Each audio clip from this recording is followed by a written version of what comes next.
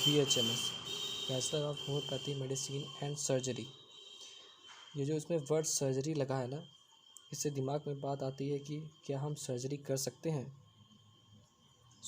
इस क्वेश्चन का आंसर देने से पहले मैं आपको थोड़ा होम्योपैथी के बारे में बताना चाहता हूँ। होम्योपैथी ये एक ऐसा वे है ट्रीटमेंट का जिसमें कि हम पेशेंट्स को इम्यूनिटी को बूस्ट करते हैं, स्ट्रॉन्ग करते हैं, जिससे कि उसकी इम्यूनिटी ही खुद इस डिजीज़ से फाइट कर सके।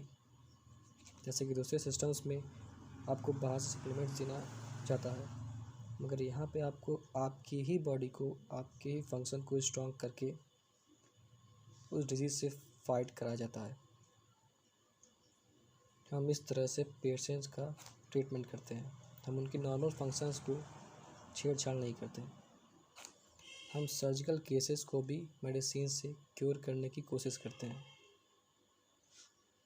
अब आपके क्वेश्चन का शायद आंसर मिल जाए, क्योंकि हमें सर्जरी की आवश्यकता नहीं होती, इसलिए हम सर्जरी नहीं करते हैं।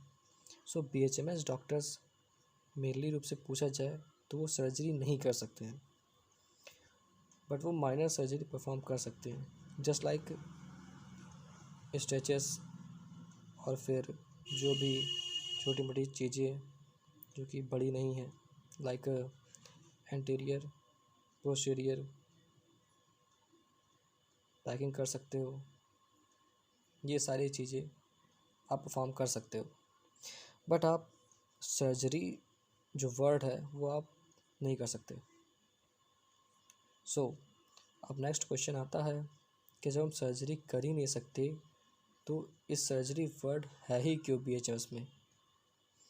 इसका आंसर आता है सिंपल, क्योंकि BHMS 4.5 ईयर का कोर्स है, जिसमें कि second year and third year में आपको सर्जरी की पढ़ाई होती है। सेकेंड ईयर और थर्ड ईयर में सर्जरी सब्जेक्ट इंक्लूड है, जिसमें कि आपको थ्योरी पढ़नी होती है एंड साथ साथ में आपको प्रैक्टिकल भी करना होता है।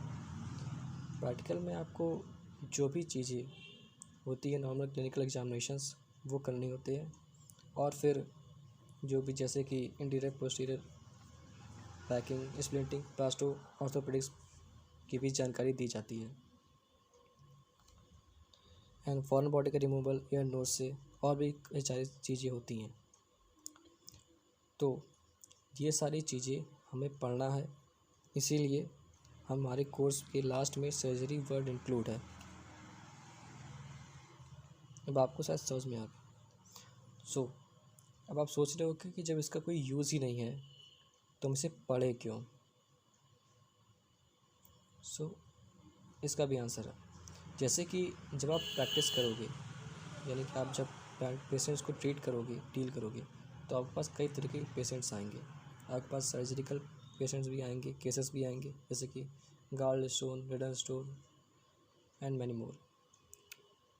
तो आपको इसलिए सर्जरी की नॉलेज होना आवश्यक है, भले आप परफॉर्म करो या ना करो, बट एटलीस्ट आप उस डिज़ीज़ को समझ सको, इसीलिए आपको नॉलेज की आवश्यकता होगी।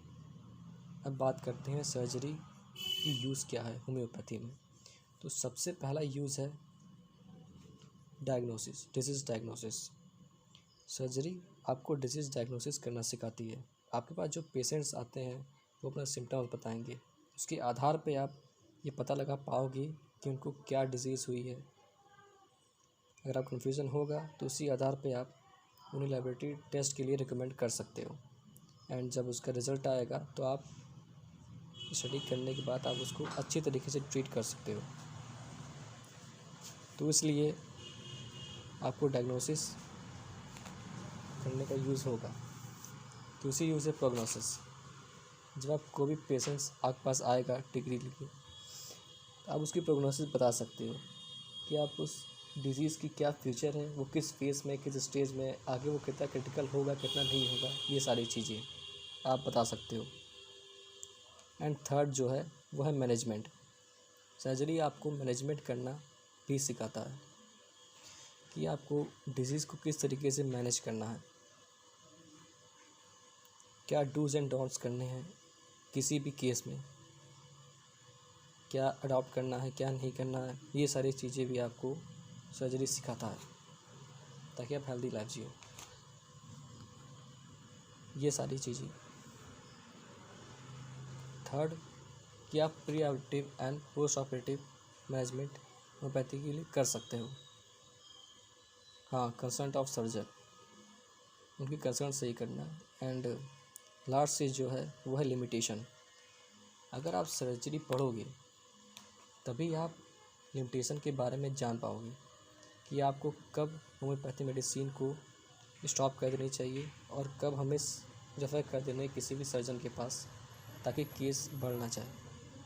हाँ, ये ज़रूर है कि होम्योपैथी पेशे की ट्रीटमेंट जो है इसमें सर्जरी की आवश्यकता नहीं होती है, बिना सर्जरी के सर्जिकल केस की भी ट्रीटमेंट कर सकते हैं, बट इसमें भी लिमिटेशंस हैं। जैसे कि सबसे पहले लिमिटेशन है, कोई सीवियर इंजरी है, जस्ट लाइक एक्सीडेंट हो गया, तो आप उसे होम्योपैथिक मेडिसिन से क्योर नहीं कर पाओगे, आपको सर्जरी रेफ़र करना ही होगा, क्योंकि यदि ब्लीडिंग ज़्यादा बढ़ गई तो काफ़ी